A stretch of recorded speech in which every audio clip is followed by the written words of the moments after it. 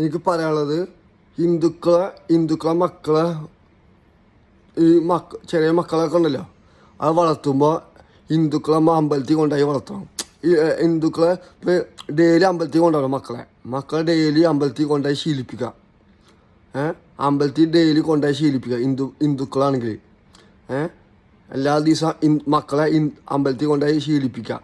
അമ്പലത്തിൽ കൊണ്ടുപോയിട്ട് പ്രാർത്ഥിക്കുക, ദൈവത്തോട് പ്രാർത്ഥിക്കുക. അത് മക്കൾക്ക് പഠിപ്പിച്ചു കൊടുക്കുക. അങ്ങനെയാണ് ദൈവത്തോട്. അങ്ങനെ വലുതാകുമ്പോൾ അവർ സിഗരറ്റ് വലിക്കില്ല, പാമ്പിലാക്കി കഴിക്കില്ല, കള്ളുടിക്കില്ല, കഞ്ചാവ് അടിക്കില്ല, മയക്കുമരുന്ന് അടിക്കില്ല. ഇല്ലെങ്കിൽ ഇതിലോട്ട് പെട്ടുപോകും. പറയാൻ മനസ്സിലാവണ്ട. അപ്പോൾ ഹിന്ദുക്കളെ മക്കളെ അമ്പലത്തിൽ കൊണ്ടുപോയി, ഇപ്പോൾ അമ്മച്ചിമാരാണെങ്കിലും പെൺമക്കളായാലും ആൺമക്കളായാലും അമ്പലത്തിൽ കൊണ്ടായിട്ട് ഡെയിലി അമ്പലത്തിൽ കൊണ്ടുപോയി ശീലിപ്പിക്കുക, ദൈവത്തോട് പ്രാർത്ഥിപ്പിക്കുക, അതൊക്കെ ചെയ്യിപ്പിക്കുക. ഓക്കെ. അതുപോലെ തന്നെ ക്രിസ്ത്യൻസിൻ്റെ മക്കളെ അവരെ രീതിയിൽ തന്നെ പള്ളിയിൽ കൊണ്ടായിട്ട് ഡെയിലി പള്ളിയിൽ കൊണ്ടായിട്ട് എന്താ പറയുക, പ്രാർത്ഥിപ്പിക്കുക, ദൈവത്തോട് പ്രാർത്ഥിപ്പിക്കുക, യേശുവിനോട് പ്രാർത്ഥിപ്പിക്കുക. ഓക്കെ. അപ്പോൾ എനിക്ക് പറയാം, നിങ്ങളുടെ ജാതിയിലുള്ളതാണ് എന്ത്, കള്ള്. ആ കള്ള് ഒഴിവാക്കുക. അത് നല്ലതല്ല. ഓക്കെ അല്ലേ? എനിക്ക് മനസ്സിലായി. നിങ്ങളുടെ ജാതിയിൽ എല്ലാവരും കുടിക്കും, പെൺകുട്ടികളെയും കുടിക്കും, ആൺകുട്ടികളെയും കുടിക്കും. അത് നിർത്തുക. അത് കള്ള് കുടി നിർത്തുക. നല്ലതല്ലത്. ഓക്കെ. നിങ്ങളുടെ ശരീരം കേടാവുക, അല്ലാതെ മറ്റുള്ളവരൊന്നുമല്ല കേടാവുക. നിങ്ങളുടെ ശരീരം കേടാവുന്നു.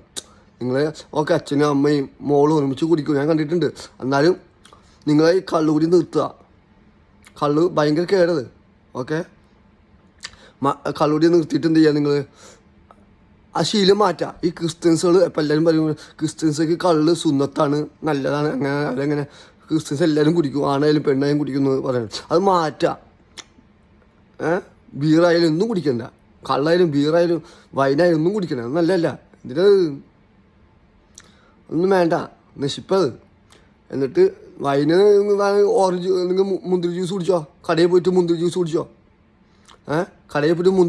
അല്ലാണ്ട് വൈൻ കുടിക്കണ്ട. പറയാൻ മനസ്സിലാണ്ട. വൈൻ കുടിക്കണ്ട, കേടാ ഭയങ്കര. നിങ്ങൾക്ക് വേണമെങ്കിൽ മുന്തിരി ജ്യൂസ് കടയിൽ പോയി കുടിച്ചോ. മുന്തിരി ജ്യൂസോ ഓറഞ്ച് ജ്യൂസോ മുസംബി എന്തോരം കുടിച്ചോ. വൈനും ബീറും അതുപോലെ എന്താ പറയുക, കള്ളൊന്നും നിർത്തുക.